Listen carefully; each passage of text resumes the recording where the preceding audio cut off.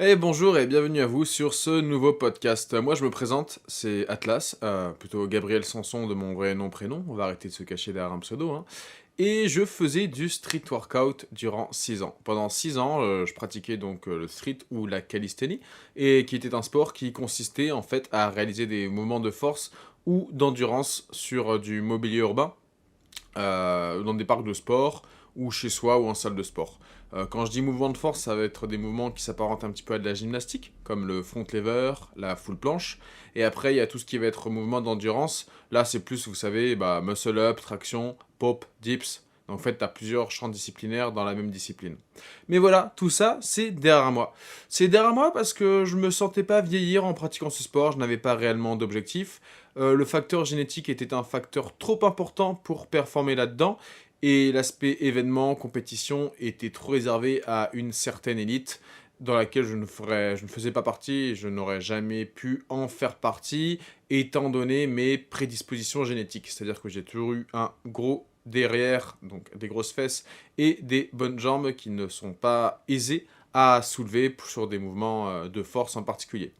Donc tout ça, c'est derrière moi et je souhaite désormais rejoindre une communauté bien plus mature, de par l'âge du pratiquant moyen, de par l'existence, de par l'événement et de tout ce qui peut se faire maintenant, qui est tout simplement le milieu de la course à pied. Alors quand je dis milieu de la course à pied, ça englobe plein de choses, hein. Ça englobe la course sur route forcément, et ça englobe le trail. Et je dois avouer que j'ai une préférence assez conséquente pour le trail. Tout simplement parce que même si j'habite en ville, je suis un grand amoureux de la nature et je me sens réellement bien quand je suis dans des espaces verts. C'est là où je me sens vraiment connecté à moi-même. Vous savez, il y a peu de choses que je fais maintenant sans avoir un casque, sans avoir mon attention qui est sur quelque chose de précis. Quand je marche, j'écoute souvent des podcasts. Euh, Quand je regarde un film, mais j'ai souvent du mal à pas avoir mon téléphone à côté de moi, etc. Mais il y a bien un milieu, il y a bien un milieu dans lequel je suis libre, je n'ai pas de dépendance autre. C'est dans le milieu de la course à pied. En fait, quand je cours en nature, j'ai remarqué que je pouvais courir quasiment 1 heure, 1h30, 2 heures, voire sans rien, genre juste en étant connecté à mon environnement. Et c'est une sorte de méditation qui m'apporte énormément. Je me sens réellement vivant, je me sens bien, je me sens connecté au moment présent et je me sens heureux en fait. Je me sens heureux. Ce matin, ça fait un peu cliché, hein, mais ce matin j'ai été courir dans un parc à côté de Bordeaux. Ça faisait longtemps que j'avais pas fait de sortie de côte, en fait, c'était même la première fois depuis une éternité, parce que j'ai repris la course à pied sérieusement il y a seulement un mois. Et quand je descendais la côte, j'avais les bruits des oiseaux, etc. J'avais les jambes qui étaient légères, parce que c'était bien alourdi pendant la montée, mais là je les sentais plus légères. Et j'avais des larmes aux yeux, en fait, j'ai rigolé parce que j'étais là, mais putain, je suis heureux, là, je suis bien. J'ai envie de continuer là-dedans, quoi. Et j'avais perdu ça dans la pratique du street, où j'étais surtout énervé à cause de l'ambiance des salles de sport, des fitness parks et tout, où les gens sont pas forcément très connectés entre eux, où les gens sont pas forcément souriants, où il y a de la musique de merde qui passe, ça pue le capitalisme, ça pue le commerce, y a pas de charme en fait là-dedans, c'est dépassé, c'est naze, c'est naze. Alors que la course en nature, vraiment, je me sens bien, je me sens vraiment en méditation et je me sens apaisé, et voilà quoi. Donc, pour vous retracer un peu cette décision, il y a un mois maintenant, j'ai été courir un 12 km avec ma sœur. Alors, j'avais déjà couru avant, hein, j'avais été militaire déjà pour commencer, c'est pas mal. Je courais beaucoup, je pesais 10 kilos de moins.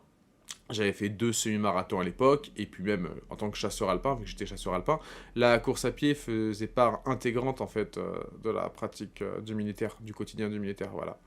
Donc je courais déjà beaucoup à cette période-là. Et ensuite, quand j'ai terminé l'armée, j'ai repris le street, j'ai fait du crossfit aussi, j'ai fait une Spartan Race, j'ai fait quelques événements. Mais ma pratique première était vraiment le street workout. La course à pied, c'était vraiment secondaire. C'était plus, là pour tout vous dire, en réalité, j'avais un trouble, enfin j'ai toujours eu des troubles du comportement alimentaire et un rapport un peu bizarre avec mon poids. Et la course à pied me permettait de me dire, ah bah c'est bon, j'ai éliminé des calories, donc je vais rester sec. C'était un peu un outil, une aide pour rester sec. Mais j'appréciais, hein, j'appréciais le process, mais j'avais pas réellement d'objectif. Des fois, je courais pour courir, sans réellement apprécier la course en elle-même. Mais tout ça, ça a changé maintenant. J'ai une autre approche de la course à pied. Déjà, de un, j'adore l'aspect événementiel. Là, en espace d'un mois, comme je vous disais, j'ai fait 3 courses. Donc la première, 12 km des plages à Biarritz avec ma sœur, où j'ai fait, je sais plus moi, J'ai dû faire un peu moins d'une heure, j'étais déjà très content parce qu'il y avait pas mal de dénive, et surtout ça m'a reconfirmé que j'avais quand même du niveau, malgré ma prise de poids. Et entre-temps, j'ai fait 2 trails. Et c'est là où je me suis dit, putain, le trail, c'est cool quand même, hein. J'ai fait le trail des écureuils de Marche Prime, un petit trail à côté de Bordeaux, et le trail des fraises athlétiques du Taillan, qui est aussi un petit trail en sentier, forêt. Il y en avait un de 11 km et l'autre de 15 km. Donc vous voyez, je débute vraiment. Mais ce qui me fait rire à chaque fois, c'est que je considère être vraiment débutant, et je suis débutant, sauf que je fais quand même des bons chronos, mais forcément, je suis jeune, j'ai quand même un bon petit passif, etc. Et surtout, quand je vais courir un trail ou quoi, j'aime me la mettre. C'est-à-dire que même si je me dis au début, je vais y aller soft, une fois que le départ est lancé, bah, j'accélère, je fais à mon maximum. C'est pour ça que là, en l'espace d'un mois, j'ai couru beaucoup trop. J'ai couru beaucoup trop à 100% de mon intensité. C'était pas possible. Donc j'ai eu des jours un petit peu où j'étais explosé, où forcément, c'est assez dur ce genre de moment parce que, comment dire, t'es hyper hypé par une nouvelle pratique sportive. T'as fait une performance dont t'es super fier.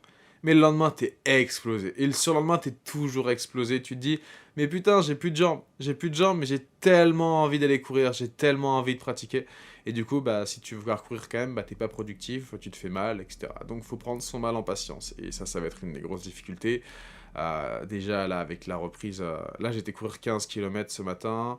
J'avais pas couru depuis dimanche. Ah si, j'avais fait une séance d'endurance fondamentale le lundi, juste après ma grosse course de 15 km de dimanche, et j'avais très très mal aux jambes. Ce matin, j'allais être super bien. En tout cas, je sens que je peux encaisser un peu mieux le volume qu'avant. Donc voilà, j'ai fait 15 km là ce matin, donc beaucoup de plats, et 5 montées en côte, histoire de faire un peu dénivelé. J'ai fait 210 mètres de dénivelé. C'est pas mal pour une première. Je suis rentré chez moi, j'ai bien mangé, et je me sens beaucoup mieux. Donc j'ai vraiment envie de continuer. Je vais totalement arrêter tout ce qui va être activité haut du corps. Peut-être continuer un petit peu à faire de l'endurance. Si ça me fait plaisir, hein, je vais vraiment pas le faire pour le faire. Si ça me fait plaisir, je vais continuer à le faire un petit peu. Mais je vais quand même être dans une optique de délibérément perdre un petit peu tous les gains que j'ai pu faire sur le haut du corps pour bah, tout simplement m'affûter et avoir un physique de coureur et pas avoir une sorte de surcharge à soulever parce que toute cette masse musculaire en haut du corps, il faut la soulever pour bouger son cul et aller courir. Et je sais que je peux très très aisément perdre 4 à 5 kilos sans trop forcer, et ces 4-5 kilos, ils me feront progresser. En plus de ça, bah, mes jambes vont se renforcer et tout simplement les entraînements que je vais réaliser vont payer. Donc ma progression devrait être exponentielle. Et très vite, j'aimerais bien courir à nouveau un semi-marathon. Bon, j'en suis déjà capable, hein, mais j'aimerais bien déjà faire un bon chrono là-dessus. Passer l'étape du marathon, voir ce que ça fait de courir 42 bornes d'affilée sur du plat. Et après, très vite, je veux me diriger vers du trail. Je veux faire de l'ultra sur du très long terme, bien sûr. Je veux en profiter. Parce que souvent, avec le street, vous voyez, si je me disais, bah, je vais partir 2 semaines faire une aventure. Ouais, d'accord, mais je vais perdre en street. Je vais perdre mon niveau parce qu'en 2 semaines, tu te désadaptes extrêmement rapidement. Et là, je me dis, mais en fait, si je fais du trail, du running, etc., mais ça pourrait être trop bien de partir 2 semaines faire le GR20, par exemple. Ou partir faire le GR10 pendant un mois. Je me donne des défis comme ça. Ou partir au fin fond de l'Asie et faire du vélo en faisant le tour de l'Asie. Parce que j'adore voyager en itinérance comme ça. En faisant des randos. Parce que ça se rejoint un peu, toutes ces disciplines cardiovasculaires. Alors certes, tu fais du vélo, tu vas pas progresser en course à pied. Mais tu gardes une certaine forme. En tout cas, ça me paraît plus cohérent. Donc, avec la course à pied et le running, je m'offre cette liberté de partir à l'aventure. Parce que là, il n'y a pas besoin de salle de sport, il n'y a pas besoin de ça, etc. Juste, il y a besoin de tes jambes, il y a besoin de la volonté, il y a besoin de l'envie de découvrir les choses. Et tu peux très bien t'amuser, courir, et découvrir une ville en courant, découvrir un pays en courant, faire de la randonnée dans la montagne. Bref, il n'y a pas que l'aspect compétitif, il y a l'aspect aventure aussi. Et c'est ça qui me plaît fondamentalement avec cette approche du sport et du running, c'est que ça t'ouvre l'opportunité de partir à l'aventure. Alors que si tu fais que de la muscu ou du street, bah pour l'aventure, c'est pas fou quoi. C'est pas ça, t'as des petites cannes, tu subis en montagne, si tu t'entraînes pas, tu perds tout ton niveau, du coup ça fait chier. Donc ça, c'est pas bon pour moi. Donc voilà, il y a cet aspect-là, et forcément l'aspect compétition aussi, m'arracher sur des périodes longues, c'est-à-dire que l'ultra, c'est des compètes qui peuvent durer 48 heures, avec énormément de facteurs qui rentrent en jeu. Donc c'est hyper stimulant, c'est hyper stimulant. Et donc je vais me mettre à fond dedans. C'est vrai que ça fait quelques jours que je lis énormément. Bon, je me passionne pour les mecs comme Casquette Verte ou comme la légende Kylian Jornet. Là, j'ai acheté ses bouquins récemment. Et c'est un putain de régal. Bref, j'ai l'impression de redécouvrir un nouveau sport dans lequel j'ai une marge de progression absolument énorme. Et pourquoi je fais ce podcast? Parce que j'ai envie de te faire suivre cette progression et j'ai envie de te conseiller. Si toi aussi tu as envie de t'y mettre, de commencer le trail, de commencer le running, alors tu n'auras sûrement pas les meilleurs conseils théoriques chez moi, mais tu auras peut-être des conseils pratiques. En tout cas, tu auras un retour sur comment moi je vis les choses, comment je les ressens, et tu pourras t'en inspirer. Et ça va être un petit exercice où je me dis que toutes les semaines, je vais essayer de réaliser un petit podcast sur une thématique précise, sur une petite pensée. Ça pourrait être autour vraiment du trail, du run, de cette pratique-là, autour de ma transition, on va dire, autour de la santé, autour de l'alimentation aussi, parce que c'est un sujet qui me passionne. Et si tu apprécies m'écouter, eh bien écoute, tant mieux. J'essaierai de faire des formats de plus en plus longs, de plus en plus intéressants, de plus en plus stimulants. Et n'hésite pas à m'envoyer un petit message, on pourra en reparler entre nous. Et en attendant, merci de m'avoir écouté. Et si tu habites à Bordeaux ou quoi, n'hésite pas à m'envoyer un message, on pourrait aller courir ensemble. Et je te souhaite une excellente journée. Ciao, c'était Gabriel Sanson, et on se retrouve pour un nouvel épisode une prochaine fois. Bye bye.